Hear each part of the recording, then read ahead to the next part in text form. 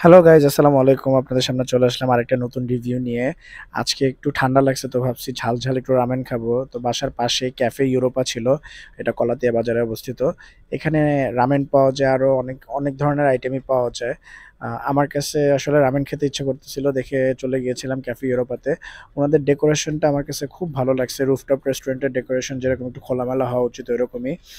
তো আমি ওনাদের মেনু কার্ড দেখে আসলে ওখানে ৩টা আইটেম অর্ডার করেছিলাম, রামেন, নাচোস আর হচ্ছে ওভেন বেক পাস্তা। তো ওভারঅল আজকে আপনাদের সাথে শেয়ার করব খাবারগুলা কেমন লাগছে, কি আসে বিষয়। খাবারের টেস্ট যেমনই হোক, খাবারটা যখন আপনার সামনে সুন্দরভাবে পরিবেশন করা হবে তখন দেখবেন যে আপনার এমনিতেই সেই খাবারের প্রতি আকর্ষণটা বেড়ে যাবে। তো যাই হোক, এখানে প্রত্যেকটা খাবারের ডেকোরেশন খুব সুন্দর ছিল, আর টেস্টের ব্যাপারে তো অবশ্যই আপনাদের সাথে শেয়ার করব। চলে আসি এবার রিভিউতে। আচ্ছা, এখানে আমরা নাচোস অর্ডার করছি, নাচোসটা চলে আসছে।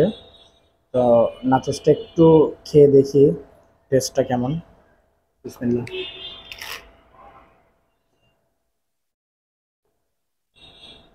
নাচোসের চিপসটা ক্রিস্পি, সসটাও ভালো।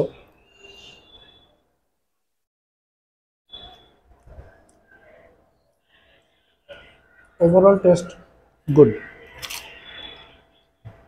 এখানে চিকেনের পরিমাণও দেখা যাচ্ছে অনেক দিছে।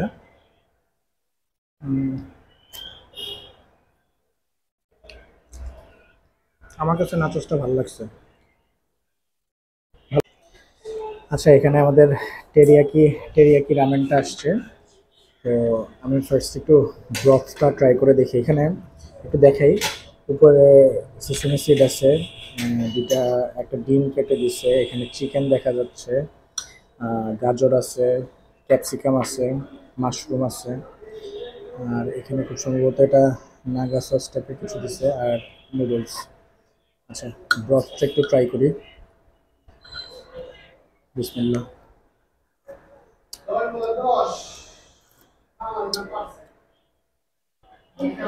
ব্রথটা ঝাল ঝাল, এই নাগা নাগা সস দিছে এর জন্য।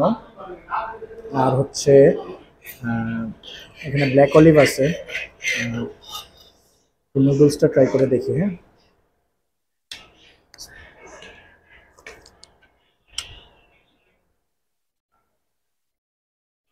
আমি আসলে মানে নাগা নাগা সসেরই ফ্লেভারটা পাচ্ছি।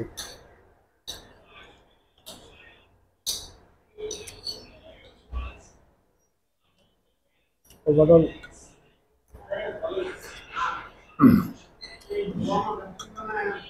ওভারঅল ভালো, মানে আহা উহু করার মতো তেমন কোনো কিছু নেই, কিন্তু এভারেজ টেস্ট। ব্রথটাই বেশি ভালো লাগতেছে।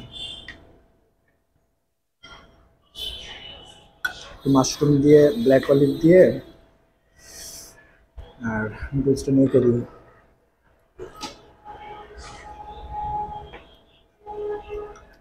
Same, average. আচ্ছা, আমাদের ওভেন বেক পাস্তাটা চলে আসছে, একটু দেখাই। রামেন খেয়েছি, ঝাল লাগতেছে প্রচুর। তো এখানে উপরে গাজর দেখা যাচ্ছে, চিজ আছে, আর মাশরুম আছে।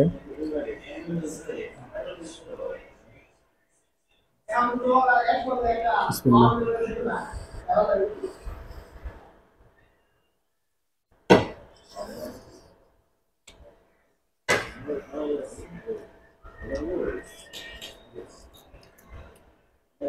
অতিরিক্ত গরম, ফার্স্টে টেস্ট কিছু বুঝিয়ে নেই আমি। আচ্ছা, আর একটা বাইট নিয়ে দেখি, হ্যাঁ।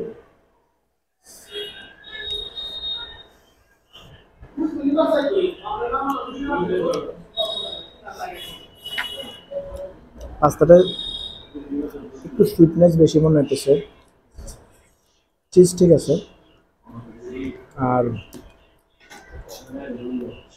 Overall test average.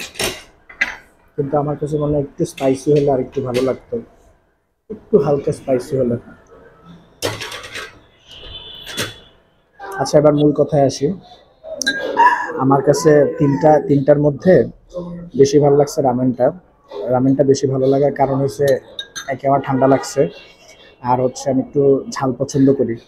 তো রামেনের ব্রথটা ওই যে নাগা সস দিছে বললাম না, ওইটার জন্য ব্রথটা বেশি ঝাল ঝাল লাগতেছিল। আর হচ্ছে যে চিকেনটা এবারে মানে রামেনের চিকেন ছিল 4-5 পিসের মতো ছিল, কিন্তু ব্রথটা বেশি ভালো লাগছে। গরম গরম ওই ধোয়া ওঠা ঝাল লাগা একটা ব্যাপার আছে না, ওই রকম ছিল আসলে। কিন্তু মানে ওগুলা ওরা সবাই ট্রাই করছে আর খাইছে, আর আমি হচ্ছে রামেনটাই বারবার খাচ্ছিলাম, রামেনটা ভালো লাগতেছিল। আরেকটা কথা হচ্ছে যে রামেনটা এটা ছিল 250 টাকা, কিন্তু আমার কাছে মনে হয়েছে কোয়ান্টিটি আন্দাজে প্রাইসটা একটু বেশি। কারণ হচ্ছে এতটুকু কোয়ান্টিটির রামেন, এখানে কোয়ান্টিটি আর একটু বাড়ানো যেতে পারে আই থিঙ্ক। ওভারঅল খারাপ না। আপনি যদি ঢাকার কোথাও যাওয়ার কথা চিন্তা করেন, ভাড়া আছে, আসা যাওয়ার হ্যাসেল আছে, রামেন খাবেন বেসিক্যালি, তো কলাতিয়াতে কলাতিয়া বাজারে এসে আপনি ওই ভাড়া বাদ দিয়ে বা ইয়া বাদ দিয়ে চিন্তা করলে দেখা যাবে যে 250 টাকা মোটামুটি অর্থিক। বাই দ্য ওয়ে এটার দাম ছিল 250 টাকা।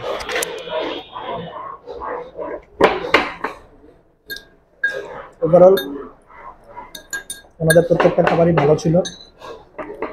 ঠিক আছে, আমি হচ্ছে নিজের টাকায় খাচ্ছি, নিজের টাকায় খেয়ে নিজের মতো করে রিভিউ দিব, এটাই স্বাভাবিক। আর আমার কাছে মোটামুটি ভালোই লেগেছে খাবারগুলো, প্রত্যেকটা খাবারই ভালো, মানে বাজে বলার কিছু নাই। তবে হ্যাঁ, রামেনের কোয়ান্টিটি যদি আরেকটু বেশি হইতো আম, আমার কাছে মনে হয় আরো ভালো হতো। ঠিক আছে।